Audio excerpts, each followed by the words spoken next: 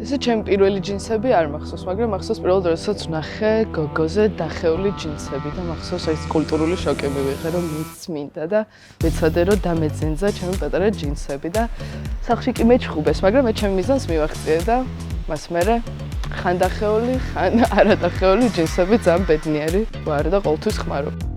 ჩემი ჯინსის ამარით დარწმუნებული ვარ ძალიან ბევრ თავგადასავალში მოვხედრილა, რომელიც ახლა რომ დავიწყოთ არასდროს დამთავრდება, მაგრამ არაერთხელ მახსენდება ბალახისგან ჩემი გამწვანებული ჯინსები ან კოსონის სუნი, როდესაც ასდის, როცა არ იცი რა ჩაიცვა, პირველს ჯინსს იცვამ და უკვე თავს კარგად და მოწესრიგებულად და ჩემ თავად გრძნობ ხოლმე, ამიტომაც ხეთითის გრძნობა ახალგარეცხულ ჯინსს რო იცვა და აი მოტკეცილი როა და მყარი.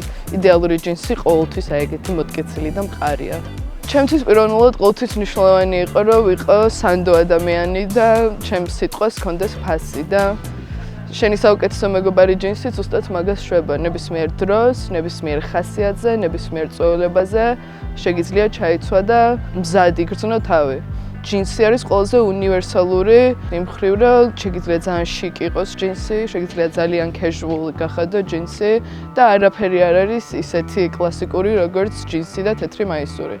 ის ჯინსი ყოველთვის კარგად გაქვს და ის ჯინსი ყოველთვის სანდოა ნებისმიერ სიტუაციაში. ფრანკ სინატრასაც უხდება ჯინსი და კურტ კობეინსაც. ეგ არის ამ ყველაფრის სილამაზე და ზუსტად ის, რაც ჯინსს ყველაზე უნივერსალურს ხდის.